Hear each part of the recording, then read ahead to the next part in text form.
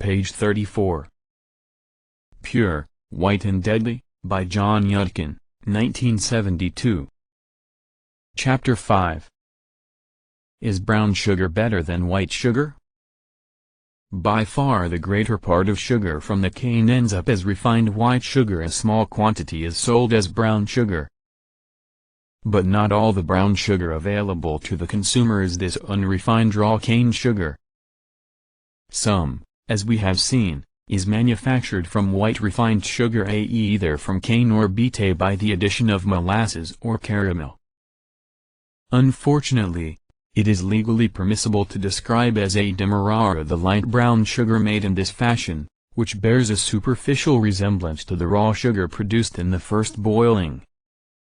The characteristics of the unrefined raw sugars depend on several factors. First, there is an increasing proportion of molasses trapped within the sugar crystals as the syrup passes from the first to the third crystallization, producing first demerara sugar, then light muscovado and dark muscovado. Thus, each successive sugar is of a deeper brown color, accentuated by the greater degree of caramelization caused by repeated boiling and crystallization, and has a stronger flavor of caramel and molasses, known as treacle in Britain. But other factors are also involved. Strains of sugar cane produce juices containing differing amounts of substances with various undesirable qualities, some of which will adhere to the sugar during crystallization. By choosing an appropriate strain of cane and taking care to keep extraneous materials out of it when it is harvested and cut, the raw sugar produced can be made to consist of clean, evenly sized, bright crystals with an attractive brown color and a pleasant taste and aroma. Without these standards of diligence and care, the same general process can yield a dirty product containing easily observable non-sugar particles mixed with uneven particles of dull brown sugar, the whole having an unattractive aroma. This is especially noticeable in the crystallization of the dark muscovado, but may be detected too in demerara. This does not matter if the raw sugar is produced as an intermediate stage on the way to the refinery.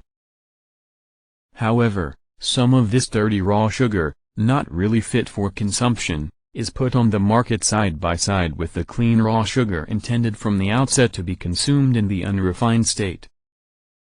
You can see the difference in quality if you closely examine just a teaspoonful, placed on a white saucer and shaken into a thin layer.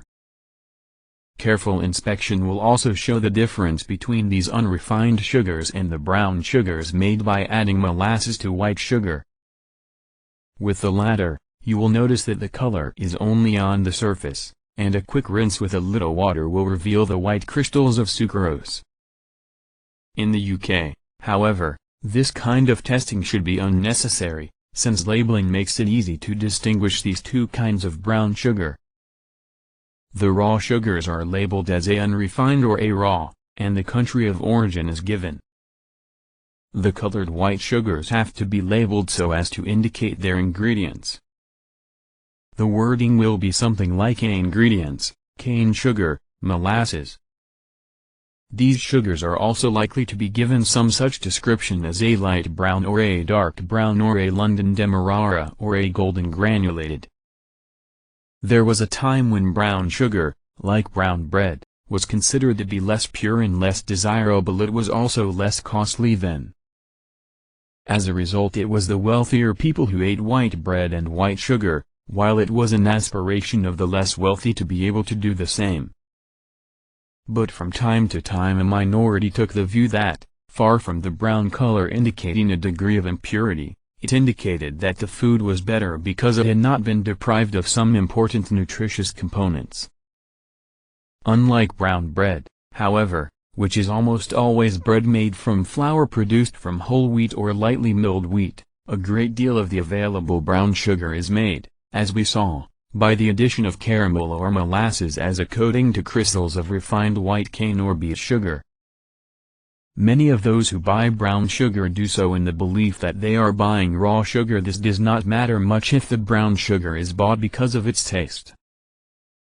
The situation is altered, however, if it is bought in the belief that it retains some nutrients that are removed when raw sugar is refined. The conventional view of the nutritionist used to be that neither colored white sugar nor raw sugar contains anything that gives it a significantly higher nutritional value than that of refined sugar. I too held this view when I wrote the first edition of this book. Since that time, however, my colleagues and I have carried out a series of experiments that showed that at least some raw sugars may contribute to the nutritional value of a diet. We decided to do these experiments because of the publication in 1981 of a series of reports describing research carried out in several laboratories in the USSR. These compared the effects in rats and mice of feeding diets containing either white, refined, sugar or brown, unrefined muscovado, sugar. The animals fed the brown sugar were reported as showing more rapid growth, prolonged life, less increase in the concentration of cholesterol in the blood, larger litters and a better metabolic picture, especially in relation to carbohydrate metabolism. The Soviet workers claimed that these beneficial properties of the brown sugar resided in a number of complex organic substances to which they gave the name abiologically active substances, BAS. Their results were sufficiently striking for us to examine these claims in our own laboratory.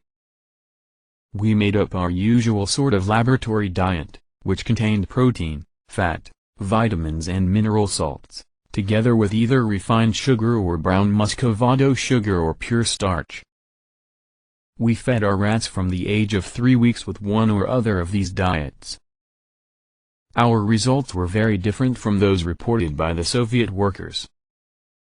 We could not confirm their claims that different sugar diets produce the same growth rate, size of litters and carbohydrate metabolism.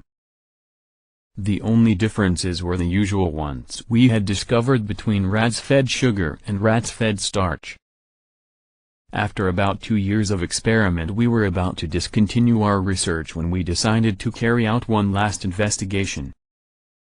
We thought it would be interesting to see what the effect was, not simply on the rats themselves but on their pups.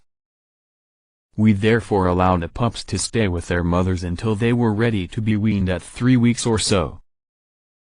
To our surprise, about half of the pups born to mothers fed starch or white sugar died when they were between 10 and 15 days old, whereas most of those born to mothers fed brown sugar survived until they were weaned at 22 or 23 days.